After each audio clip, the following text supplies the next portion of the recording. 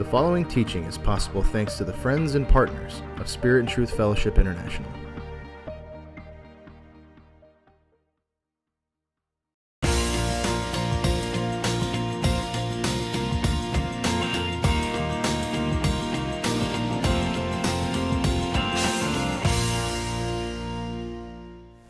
Well, welcome to this third session, which is dealing with a frequently asked question. In fact, this is a question that I've gotten this question or a version of it a lot of times when dealing with individuals, counseling people who are struggling with the same-sex attraction. The question is basically, how can God condemn me when He's the one who made me this way? And they may even go on and say, well, that's just the way that I am. Well, let me address that last part. That's just the way that I am. If in fact we took that as a position, then what would be the meaning of Christ and the cross and His death? You know, we can't just say, well, that's just the way that I am. The fact is that He died so that we could be whole. We have an old self and we're to put on the new self, and we're to pursue righteousness and holiness. So let's just get that out of the way. Now, let's deal with that first part of the question is, how can God condemn me when in fact He's the one who made me this way? I think that that is a false premise.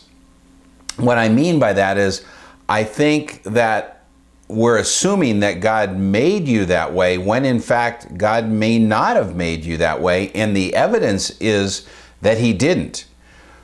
Logic alone would tell us if God sets a standard, and that standard is to a man to be with a woman, and that there's something in us which is contrary to that. For instance, we don't have any desire to be with the opposite sex, then there must be something that's happened. There must be something going on here.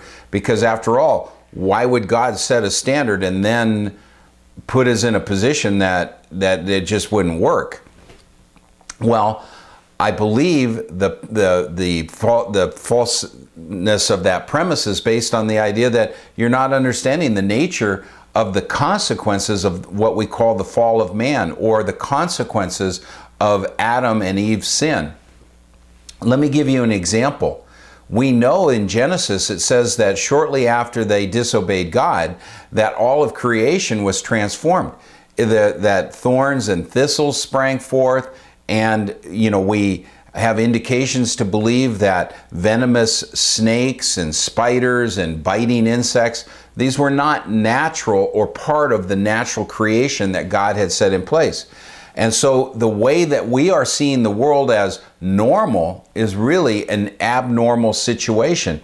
We've got a rose, which we still see the beauty of that rose, yet if you grab that stem, you've got thorns on it.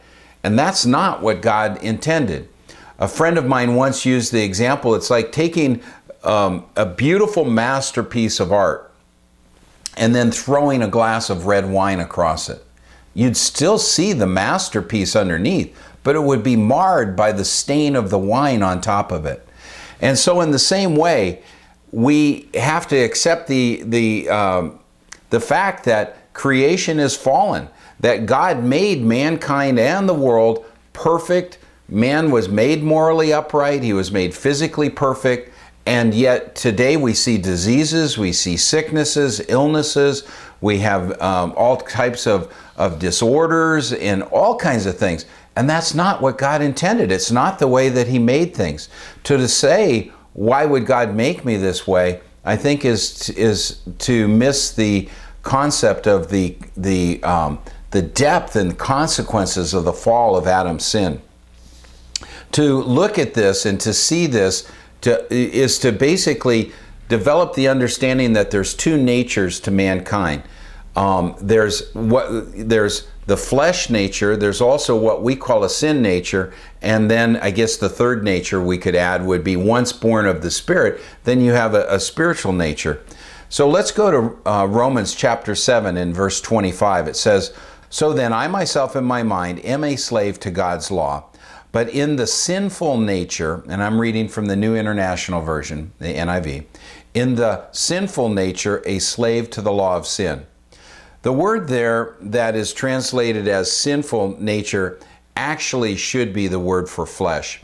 But the ancient Greeks had an understanding that incumbent within the body was both a tendency towards sin and also desires of the flesh.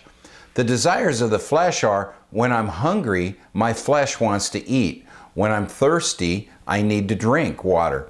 There's all kinds of natural desires that are just because I have a flesh body.